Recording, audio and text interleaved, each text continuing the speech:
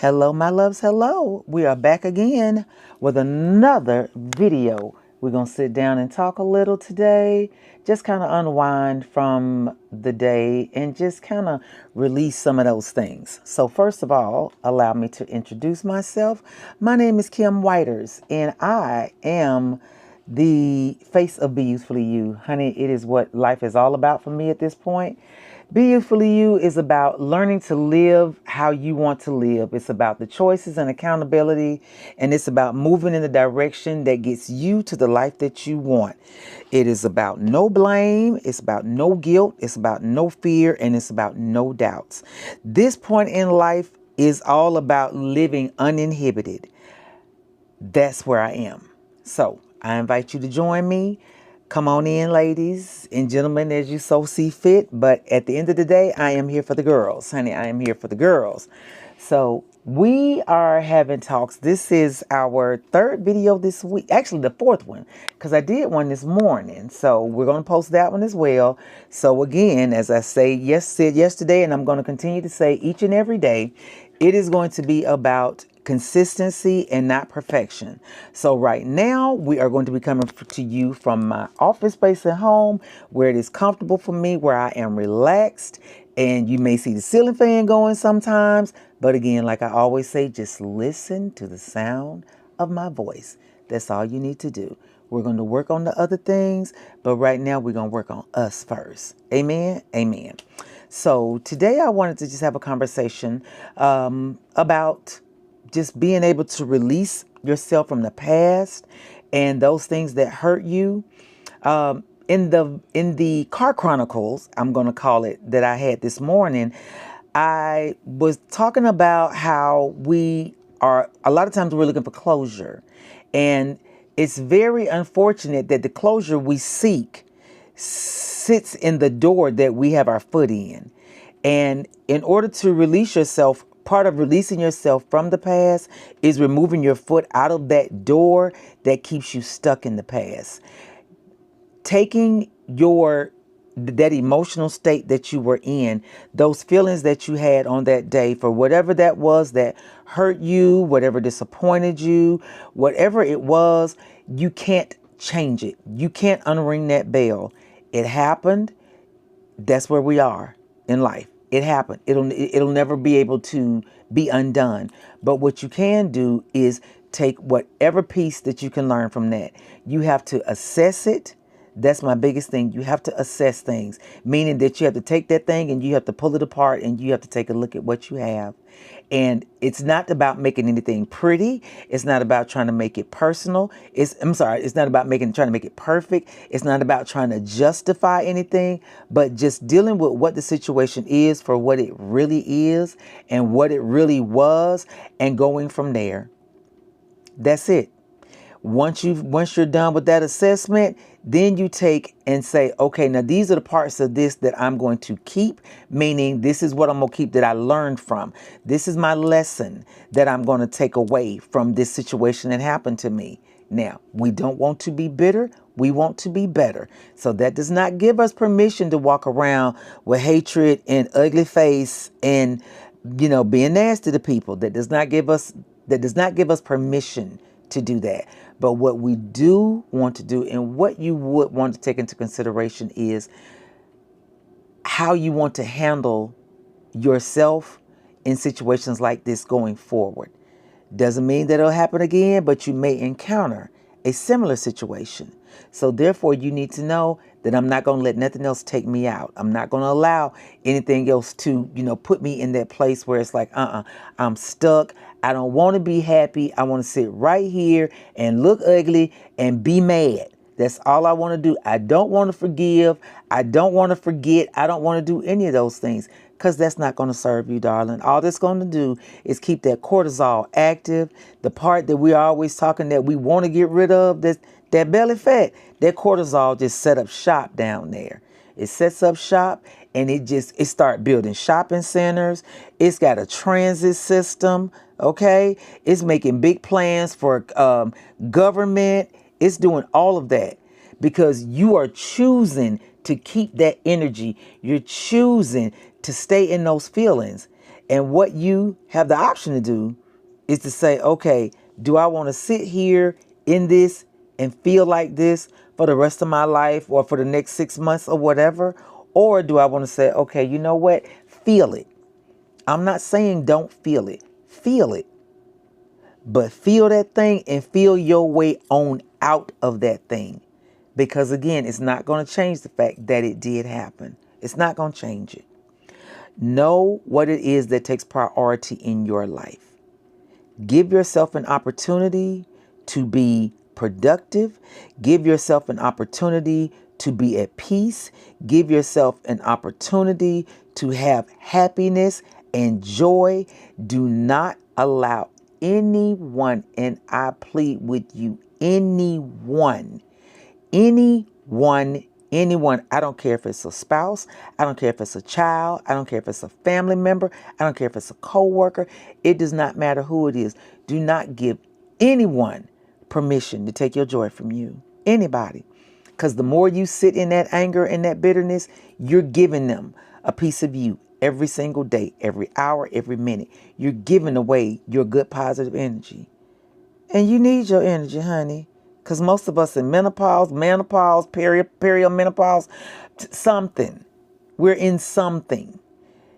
And when I tell you, you have enough of your energy being siphoned away from you that you don't have nothing to give away. You have nothing to spare. Nothing to spare. I've had to make a lot of choices in my life about how I choose to allow things to affect me. I can either let it suck me in and just drain me to the point of like literally you got so mad you be ready to go to sleep. Yeah, been there, done that. So when I tell you I speak from experience, I speak from experience. I will never sit here and try to tell anyone that, oh, I've never done this or I've never done that. No. Everything that I talk about over here comes from that place of, baby, trust me when I tell you I know. I know. And the severity of some things may be bigger, but the situation of the thing, still, they kind of hit on the same level. They'll kind of hit on the same level. We can talk about anything. Talk it out with yourself. Journal it out. You know, even if you have to take it, my mom used to say, take that thing and write it out on a piece of paper and set it on fire. Set it on fire. Sometimes you have to just empty your soul and your spirit of things, and there is nothing wrong with that. There's nothing wrong with that. You have to figure out how you can get it out of you. And like I said, for her, setting it on fire was symbolic. You know how the phoenix kind of rises from the ashes. You take that pain and you, like I said, put it all on paper. Put it on paper. Write that thing out and set it afire. Burn it up. Blow away the ashes. That's symbolic. I'm through with that. I'm through with that. Because you have no use for those ashes. So it's symbolic. But it allows you to come out of that funk. It allows you to not, it allows you to take back your power from that situation. That's what it does. Nothing deserves your power. Nothing. Taking ownership of the decisions that we made is not about passing the buck. If this person had did this, if this person made me, they made me believe. We have to own our choices. We start with owning our choices first. We have to. For whatever decision we made, for whatever reasons that we made it, your intentions, I'm sure, were good behind doing whatever it was you did, or however it is that you got to whatever that situation was. But at the end, what you still have is what you have. So when we are looking at the fact that, okay, I really don't like how this is making me feel. I don't like it. I don't like it. Pineapples. I don't like it. Okay. Feel that thing. Go on and feel it. Feel it. I mean, feel it all the way out. When I tell you all the way out, I mean, take that thing all the way out and give yourself a couple of days of that. I'm not going to hear, you 2-3 months from now, you still sitting in there, because now we're making a choice. Yes, everybody does process things differently, but just understand that's time and energy that you're giving away every single day that you sit in that. So you're still going to have to, like I said, go ahead and process that thing on out. You got to process it on out. and process it right on out the door. You know how when you pack an order for something, so the order comes in, right? So you get your box or your bag or whatever it is, and you take that and you pull all the pieces that you need, all the things that you need to put into that order, right? And you get the order, then you get the list, and you check the list, and you check the order, you check the packaging, and you make sure that everything that you put into that package is what's on that list, right? So you take that, you do that, you take the paper or the, what do they call that? And I know what I'm trying to say, but you take that and you put that inside the box, and you put that in there, and you tape that bad boy up, and you prepare it to go on out the door. See, at that point, you put an address label on it, whatever, get it out the door. See, at that point, it's been processed out. Whatever it happened, it came in, got it out the door. It serves its purpose, because at the end of the day, you're looking for a return on what's going out the door in that box. So what go out the door in that box, it's better off out there than it is in here. We don't need to keep that. Process that thing right on out the door. Process it out. Let it go. For some of us, we need to take them headaches, them problems, them bad feelings, them situations, those circumstances, all those things that cut us so deep that we didn't know how we was going to survive. Take that thing, manifest. That's the word I'm looking for. See, manifest serves two purposes. Written word. You take that manifest, which is whatever it was that happened, take that whole thing, check it off. I'm going to put all my problems in this box. I'm putting all of them, everything that hurt, all of those things into this box. Put the manifest inside of there, and I'm taping it up. Manifest, order sheet, whatever you want to call it. In the box, tape. Take that, ship it on out. Somebody come pick it up. FedEx, UPS, DHL, GoFo, somebody come pick it up. Get it out of here. I don't care where you take it. It's just got to leave here. It's got to leave here. Learning to take control of my emotions has served me so well. It has it keeps me much calmer. And especially already being in menopause, honey, you know, it don't take nothing for us to get mad. Nothing. Hormones already out of whack. Thermostat, batteries blinking constantly, you know. Having to get all of that under control, from what I eat to how I sleep, committing to myself, sitting here doing this YouTube video. I had to make some commitments to me in order for me to be better for me. Therefore, the impact of others does not have the same effect on me. It doesn't. I've learned to, like I said, take a minute, breathe before I do anything, before I say anything. I've kind of always been that person. I'm not a reactor, thank God, because like I told y'all before, I come from some hell-raising women. Hell-raising. Quick. I decided I don't want to be that. I don't want to be that. I'm not quick at the mouth, you know, just fire off. That's not who I am. It's not. But be ye not deceived, because she can get you together. However, she just chooses to be different. That's all. She chooses to be different. It is a choice. But again, like I said, maintaining my peace, my solitude, coming home, I give myself a routine. I don't have to be outside all the time. I don't have to be outside. I love my house. I create a home for us, me and my husband and my puppy. I created a home that we can come home and be comfortable in every day. I work very hard to create a home that's balanced.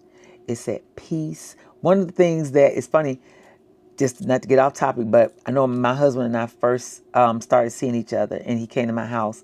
And one of the first things he told me, he said, "It's so peaceful in here. It's so peaceful in here." That's intentional.